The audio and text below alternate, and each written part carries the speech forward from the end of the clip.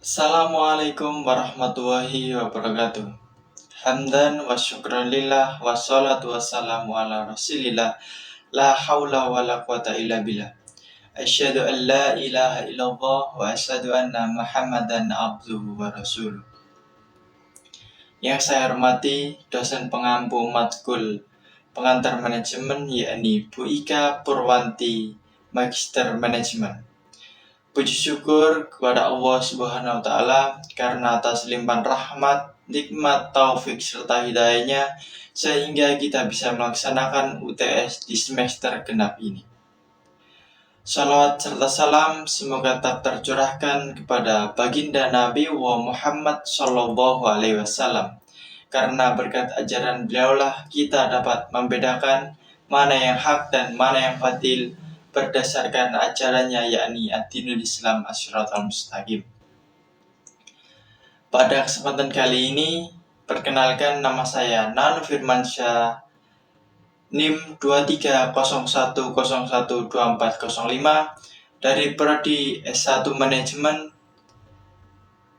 Di sini saya akan mempresentasikan tugas UTS matkul pengantar manajemen, yakni tentang peran manajer dalam kegiatan manajemen.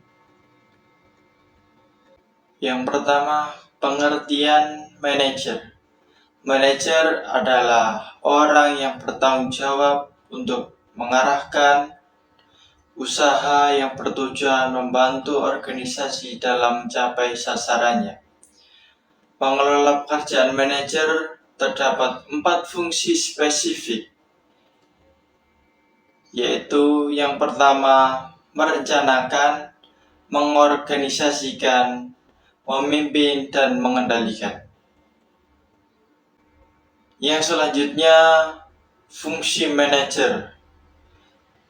Seorang manajer akan terlibat dalam upaya mengembangkan perusahaan, bukan sekedar menjalankan job desk saja.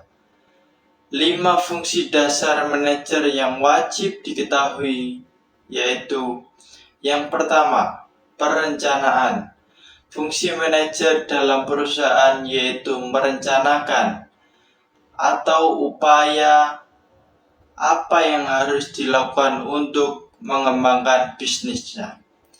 Yang kedua, organizing.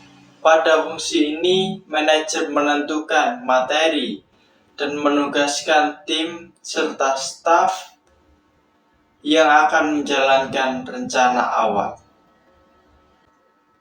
Yang ketiga, yaitu staffing.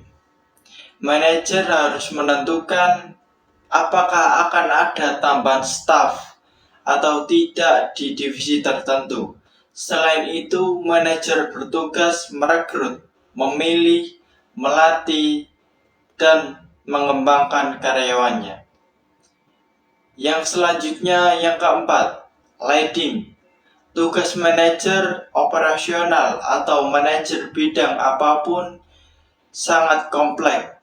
Tak sekedar merencanakan dan mengatur tim, tetapi juga wajib memiliki skill kepemimpinan.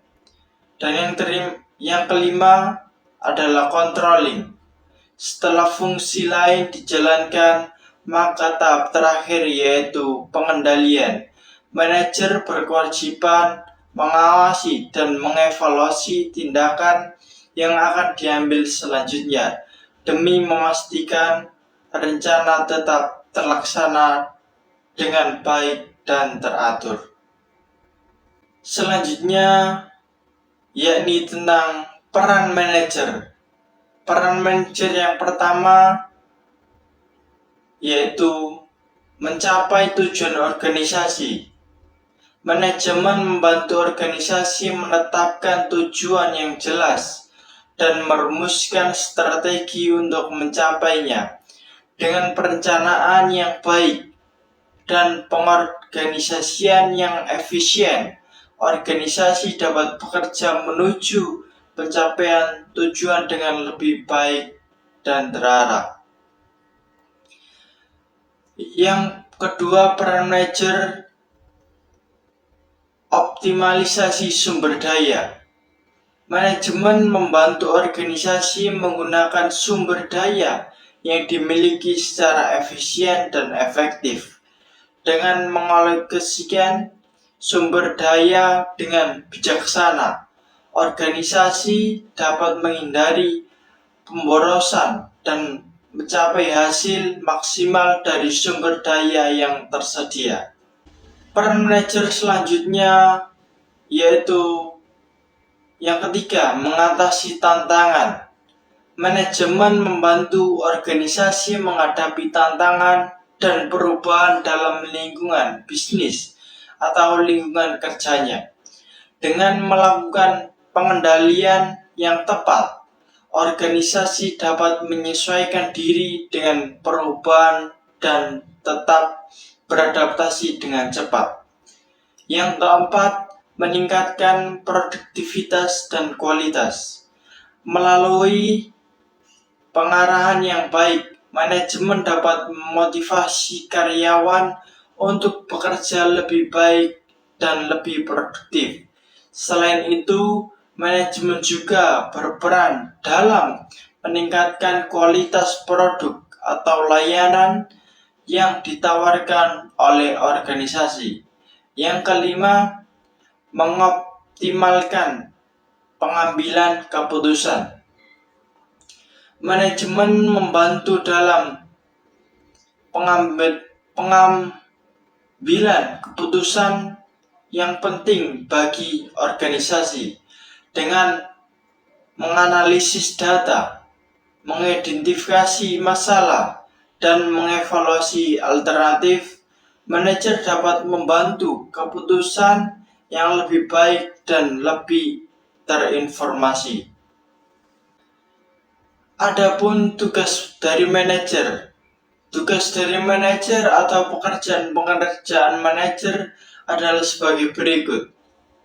Yang pertama, kepala dalam organisasi. Yang kedua, memimpin dalam organisasi. Yang ketiga, wakil organisasi dalam bertindak keluar. Yang keempat, penerima informasi. Yang kelima, penerjemah informasi untuk disampaikan kepada bawahan. Yang keenam, juru bicara atau humas organisasi. Yang ketujuh, wirausaha. Yang ke-8, pembagi sumber daya dalam organisasi. Dan yang terakhir, negosiator bagi organisasi.